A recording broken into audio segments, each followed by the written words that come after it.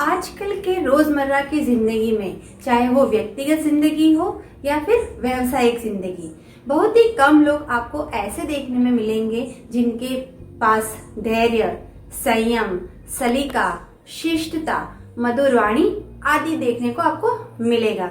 नहीं तो ज्यादातर लोगों में तो धैर्य भी नहीं होता है। छोटी छोटी बातों पे गाली गलौज करने लगते हैं, मारपीट करने बैठते हैं। पर बच्चों, आपको जानकर बड़ा ही आश्चर्य होगा कि कोई ये बात नई नहीं है। यह बात सदियों से चली आ रही है, पर हाँ, आजकल ये कुछ ज्यादा हो रहा है। अगर आप प्राचीन काल के गौतम बुद्ध को पढ़ेंगे तो वो भी क्रोध, ईर्ष्या आदि से बचाव को बोलते थे कि हमें उनसे बचना चाहिए और सब लोगों को मिलजुल कर रहने के लिए प्रेरित करते थे। उसी तरह अगर हम मध्यकालीन भारत की बात करें तो हमारे कबीरदास जी भी अपने कई सारे दोहों के माध्यम से यही सारी बातें बताने की कोशिश करते हैं, जो हमारे आज के वीडियो का विषय भी है।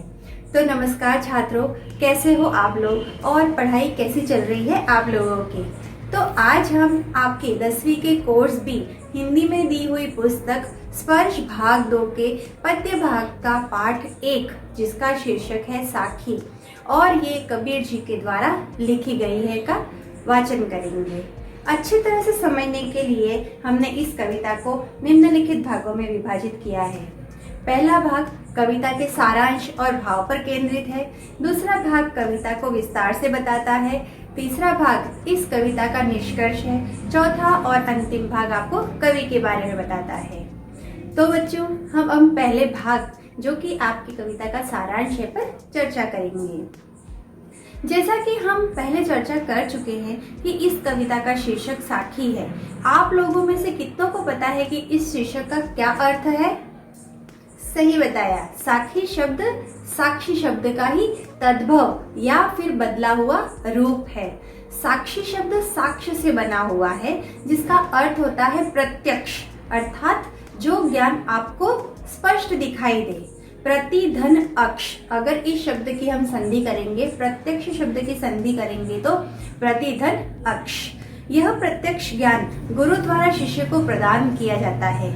संत अर्थात जो सज्जन व्यक्ति हैं, संप्रदाय अर्थात जो समाज में रहते हैं, उनका जो अनुभव है, उनका जो व्यवहारिक ज्ञान है, उसका है महत्व है। और शास्त्रीय ज्ञान अर्थात वेद, पुराण इत्यादि का नहीं होता है। कबीर का अनुभव क्षेत्र बहुत अधिक फैला हुआ, अर्थात कबीर जगह जगह घूमकर प्रत्यक्ष ज्ञान प्राप्त करते थे। इसलिए उनके द्वारा रचित साखियों में अवधी, राजस्थानी, भोजपुरी और पंजाबी भाषाओं के शब्दों का प्रभाव स्पष्ट दिखाई देता है। इसी कारण उनकी भाषा को पंचमेल खिचड़ी अर्थात अनेक भाषाओं का मिश्रण कहा जाता है। बच्चों ध्यान दें, इस पर प्रश्न बनकर आ सकता है। कबीर की भाषा को सद्दुकड़ी भाषा भी कहा जाता है। तो बच्चों, इस पाठ में जितनी बातें अभी हम पढ़ने वाले हैं, अगर आप इन बातों को सिर्फ अपने ज्ञान में ही नहीं बल्कि अपने व्यवहार में भी लाएंगे तो आप अपने भविष्य की हर परीक्षा में सफल होंगे। इतना ही नहीं, आपको सभी लोग पसंद भी करेंगे। इसलिए अब चलिए कबीर जी क्या कहते हैं वहाँ हम जानते हैं। तो बच्चों, आइए अब हम एक एक करके कबीरदास जी के सारे दोहों का अर्थ जानेंगे कि कबीरदास जी इन दोहों के माध्यम से क्या कहना चाह रहे हैं। तो पहला दोहा है उनका, ऐसी वाणी बोलिए मन का आपा खोए, अपना तन शीतल करे औरन को सुख होए।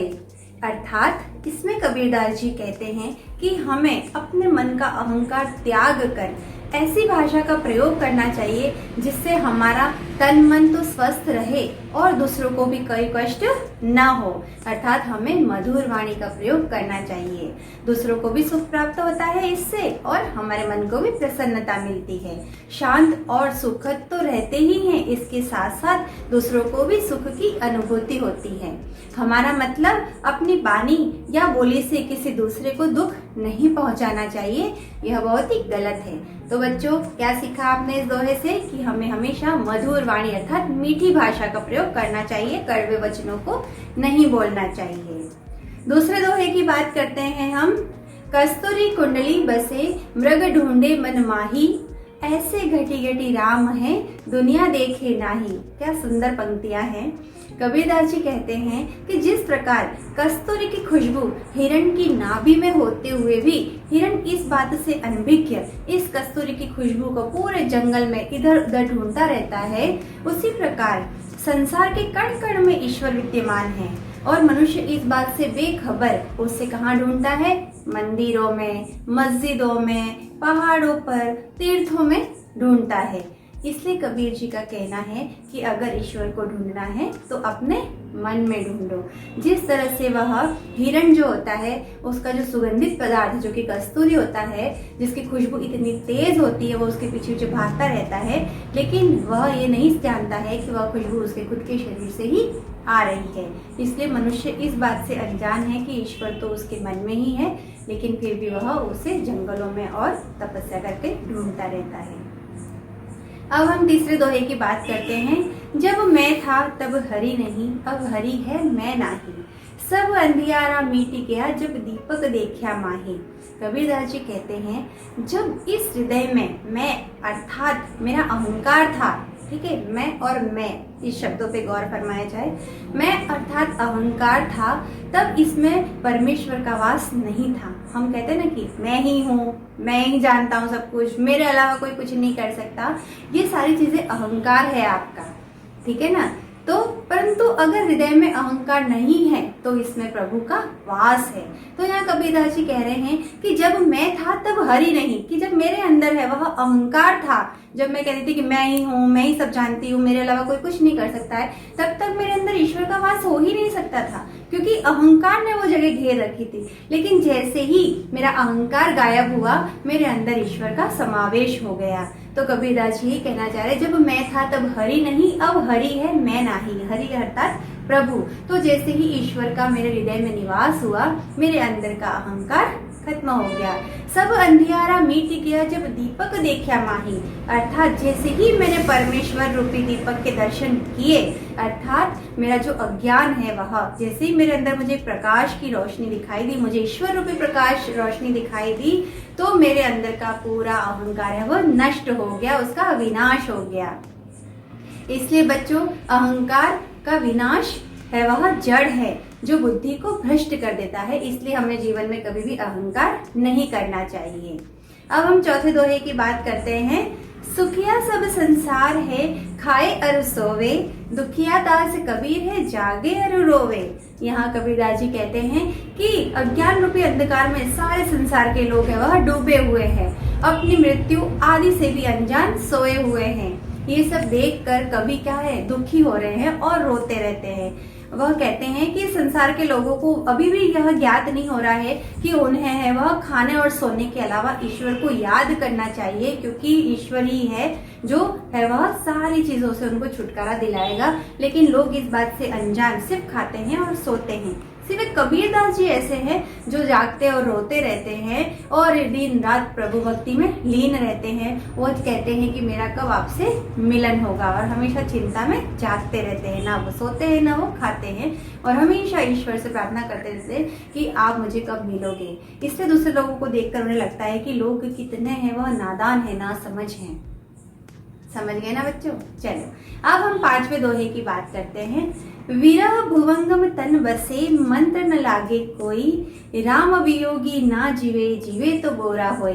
अर्थात कबीरदास जी कह रहे हैं कि जब मनुष्य के मन में अपनों के बिछड़ने का गम सांप बनकर लौटने लगता है, अर्थात विरह भुवंगम तन बसे, विरह, ठीक है, एक होता है संयोग, दूसरा होता है वियोग। तो वियोग अर्थात किसी प्रिय से बिछड़ने का जो गम होता है, जो दुख या जो तकलीफ होती है, वह अगर किसी इंसान को लग जाती है तो उसके ऊपर कितना भी उपाय कर लो, कितना भी उसको उपाय करके अपन है वह दूर करने का प्रयास करते हैं, लेकिन उसके ऊपर कोई भी मंत्र है वह असर नहीं करता है। तो विरह रूपी सांप अगर किसी के शरीर पर चढ़ जाता है तो उसको किसी भी जंत्र मंत्र से हम है वह दूर नहीं कर पाते हैं। उसी तरह से राम वियोगी ना जीवे, जीवे तो बोरा होए। अर्थात राम से दूर रहने वाला, राम अर्थात ईश्वर की बात हो रही है, ईश्वर से दूर रहने वाला इंसान वैसे तो जीवित रहेगा ही नहीं, लेकिन अगर वो जीवित रहता भी है तो किसी पागल के भांति है वह इधर उधर घूमते हुए जीवित रहता है। जीवे तो बोरा होए, बोरा अर्थात पागल हो जाता है। आगे चलते हैं, अपने छठे दोहे की बात करते हैं। निंदक नैना राखिए आंगणी कुटी बधाई, बिन साबुन पानी बिना निर्मल करे सुभाई। इसमें एक स्वभाव की बात कर रहे हैं। कबीरदास जी कहते हैं कि हमें हमारी निंदा करने वाले को निंदक नैना राखिए, नैना अर्थात पास में, राखिए अर्थात रखना चाहिए, निंदक मतलब निंदा करने वाले को। कबीरदास जी कहते हैं कि निंदा करने वाले को हमेशा हमें अपने पास रखना चाहिए। क्यों? और उसको पास में इतना पास रखना चाहिए, उसको अपने घर के ही आंगन में है वो एक छोटी सी कुटिया बनाकर दे देनी चाहिए कि भाई तू तो मेरे यहीं पास में रहे और दिन भर मेरी बुराया करता रहे। ठीक है, इससे क्या होगा जानते हो ना? क्या होगा? इससे ये होगा कि हमें कोई कमियां बताने वाला मिलता नहीं है। अगर कोई ऐसा इंसान है जो हमें हमारी कमियां बता रहा है, तो उस हमारी कमियां बताने से बिन पानी साबुन बिना, कि वह बिना पानी और साबुन के ही, अगर हमें कोई चीज साफ करनी है तो हम उसमें पानी और साबुन लगाते, लेकिन यहाँ वो व्यक्ति है वह बिना पानी और साबुन के ही है, वह निर्मल करे सुभाई, सुभाई अर्थात स्वभाव, करे अर्थात कर देगा, निर्मल मतलब स्वच्छ। वह हमारे व्यवहार को, हमारी कमियों को बार बार बताकर हमारे व्यवहार में एकदम से पवित्रता ले आएगा। अब हम आगे बढ़ते हैं हमारे सातवें दोहे की ओर। पोथी पड़ी पड़ी जग मुआ, पंडित भयान कोई, एके अशीर पीव का पढ़े सो पंडित होए। कबीरदास जी कहते हैं कि इस संसार में मोटी मोटी पुस्तकें पढ़कर भी कई मनुष्य मर गए, परंतु कोई भी मनुष्य पंडित या ज्ञानी नहीं बन सका। क्यों? यदि किसी व्यक्ति ने ईश्वर प्रेम का एक भी अक्षर पढ़ लिया है, अगर किसी व्यक्ति ने ईश्वर रूपी अक्षर को पढ़ लिया है, एके अशीर पीव का, एके मतलब एक, अशीर मतलब अक्षर, पीव अर्थात ईश्वर का, पढ़े सो पंडित होए, मतलब कहने का अर्थ है कि ईश्वर को एकाक्षर भी कहा जाता है। तो अगर उस एक अक्षर को किसी ने पढ़ लिया है, अर्थात ईश्वर के बारे में सब कुछ जिसने जान लिया है, वह वास्तविक ज्ञानी है, अर्थात वह पंडित बन जाता है और ईश्वर प्रेम ही एक सत्य है। तो सभी लोगों को इसे अपनाना चाहिए। आगे बढ़ते हैं आठवें दोहे की ओर। हम घर जालिया आपना, लिया मुराड़ा हाथी, अब घर जालो तास का, जे चले हमारे साथी। कबीरदास जी कहते हैं कि अपने हाथों से अपना घर मैंने है वो जला दिया है, अर्थात यहाँ खुद के घर बिल्डिंग की बात नहीं हो रही है। वह कह रहे हैं कि उन्होंने अपने शरीर के मोह माया रूपी जितने भी घर हैं उनके अंदर, जो घर के अंदर हैं, वह सब उन्होंने जला दिए हैं, अर्थात उनको एक ज्ञान की प्राप्ति हो गई है। अब उनके हाथों में जलती हुई मशाल है, यानी ज्ञान है। अब वे क्या करेंगे कि वह, उन्होंने खुद का घर तो जला लिया है, वह दूसरों से भी कह रहे हैं कि मशाल लेकर, मुराड़ा अर्थात मशाल लेकर, उन्होंने अपने अंदर की कमियों को तो दूर कर दिया, इस संसार से मोह माया को तो है वह उन्होंने हटा दिया है खुद के अंदर से। इसलिए वह कहते हैं कि मैं तो आगे बढ़ रहा हूँ, तुम भी अपने मोह माया रूपी चीजों को खत्म करके मेरे साथ साथ आगे बढ़ो, अर्थात ज्ञान को प्राप्त करो। तो इस तरह से बच्चों, हमारे समाज में हमेशा से कुरीतियां रही हैं और आज के परिवेश में तो कुछ ज्यादा ही हो गई हैं। इसलिए कबीर जी ने इन दोहों को हमारे पाठ्य पुस्तक में देने से यह तात्पर्य है कि हमें इन गंदी आदतों से बचना चाहिए। आपको बता दें कि सच्चाई के रास्ते में कई सारी कठिनाइयां आती हैं, पर हमें भटकना नहीं चाहिए, अपितु डटे रहना चाहिए। आपको पता है कि ज्ञान की बात बताने वाले कबीर जी भी कई सारी कठिनाइयां झेलते थे। उन्हें कई बार समाज से निष्कासित किया गया, परंतु उन्होंने अपना मार्ग नहीं छोड़ा। अब हम कबीरदास जी के बारे में भी थोड़ा बहुत जान लेते हैं। कवि कबीरदास जी, इनका जन्म हुआ था लहतारा काशी में और इनकी मृत्यु हुई थी मगहर उत्तर प्रदेश में। कबीरदास जी हमारे हिंदी साहित्य के एक जाने माने महान कवि होने के साथ साथ ही एक समाज सुधारक भी थे। उन्होंने समाज में हो रहे अत्याचारों और कुरीतियों को खत्म करने की बहुत कोशिश की, जिसके लिए उन्हें समाज से बहिष्कृत भी होना पड़ा, उन्हें निकाल दिया गया। परंतु वे अपने इरादों पर अड़िग रहे और अपनी अंतिम सांस तक भी जन कल्याण के लिए जीते रहे। जिनमें से उन्होंने कुछ है वह अपने जो दोहे लिखे हैं, उनमें है उनके साखी, दूसरा सबद और तीसरा रमेनी, ये उनकी रचनाएं हैं।